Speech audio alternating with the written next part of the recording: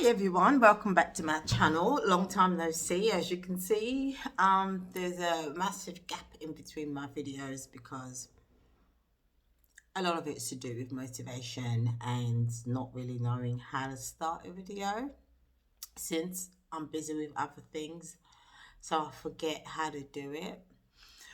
Um, Welcome back. As you can see by the title of this video, I'm here to talk about addiction and how to overcome addiction. I am a psychotherapist and I talk to people, I facilitate overcoming addiction. However, I don't, my approach is in the traditional way. My approach, of course, depending on where you are with your addiction, I'll deliver a program that's most suitable for you, but this is not what this video is about. This video doesn't necessarily follow the structure of overcoming addiction that you may see in programs such as AA or in other therapeutic approaches. This is purely as you could see if you haven't seen my previous video on how I quit smoking after 11 years. This is purely using your mindset. This isn't willpower. This is reconnecting with self.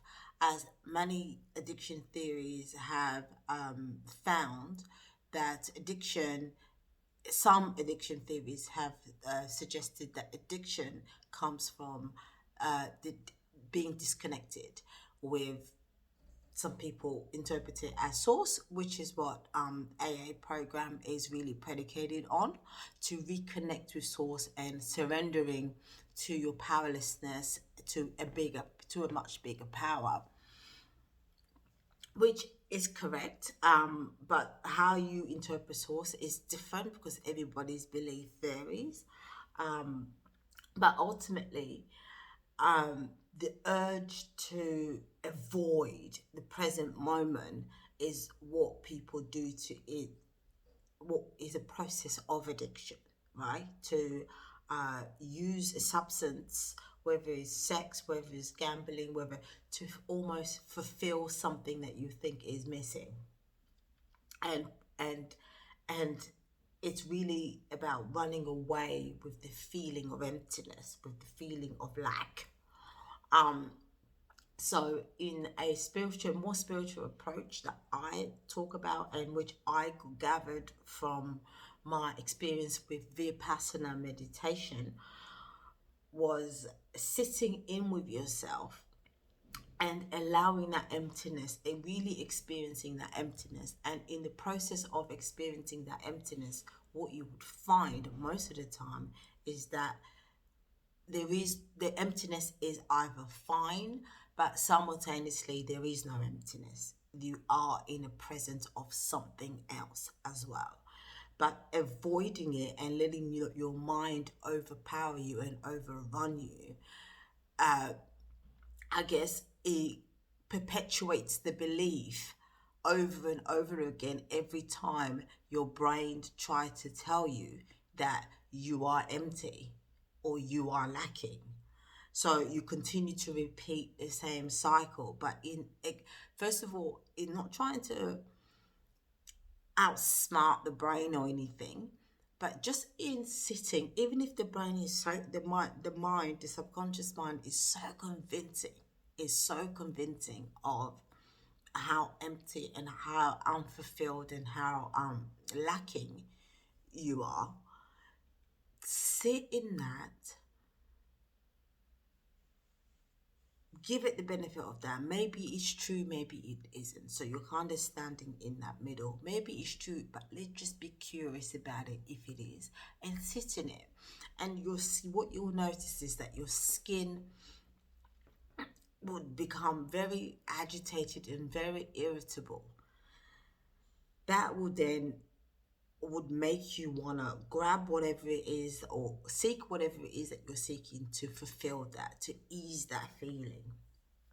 But just sit in that discomfort for a second and be curious about it, become curious about it, and see if it really delivers the promise, right? And by that I mean there is a narrative that has no language, but you seem to interpret in your mind, you seem to understand in your mind about what would happen if you don't follow through with eating, with smoking, with in taking the medicine, the drug, or whatever.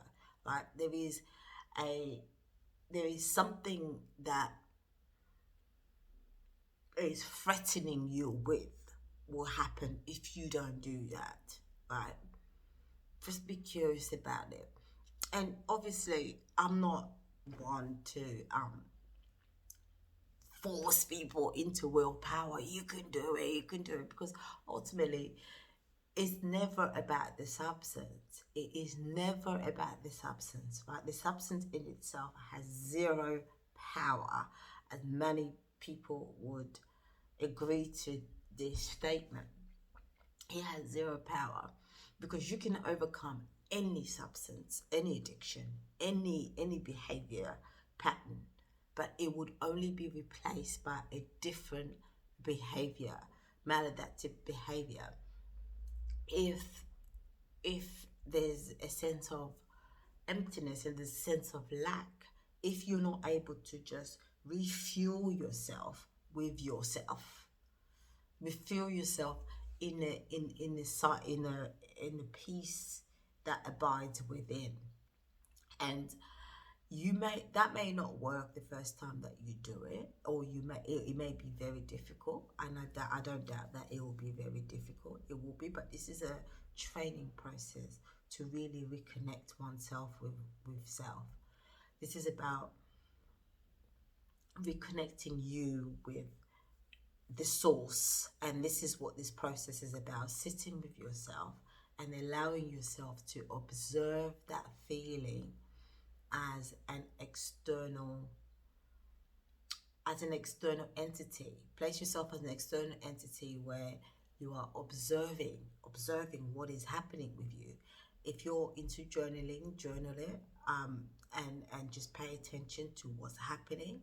If you can get yourself to that state, if you can get yourself to separate enough to observe that, then do that, because that will be very helpful to you. And if it doesn't last, then accept that it doesn't last, because one of the things that also pushes people to go towards destruction or things that aren't good for them, to soothe that sense of lacking and emptiness, is is not being able to be at peace with themselves, as in indulging in self-criticism and self-hatred. And people often say things like, I can't stand myself. I need to make a video on that.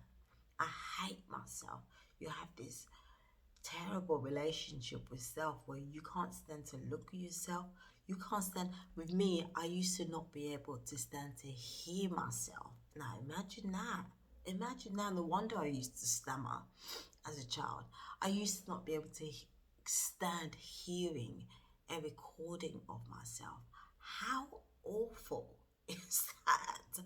How awful is that? I mean, why would that make you want to speak if you can't stand hearing yourself?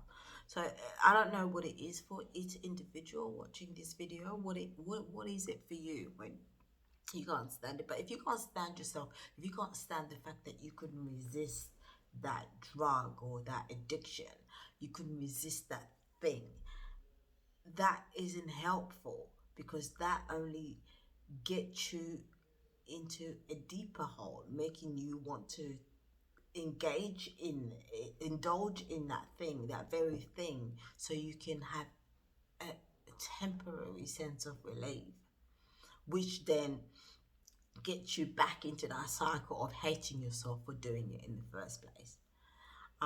So even if you do end up giving into your addiction, get into the practice of where you offer yourself, you extend some compassion. If you can find a small window of compassion where you can extend it to yourself and say, I did that, I'll try again next time.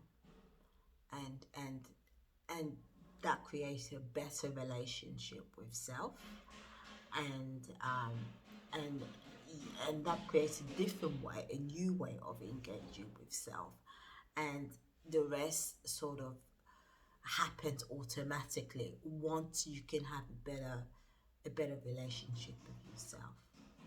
Thank you for watching this video. Like, subscribe, share it to somebody who this may benefit. Thank you.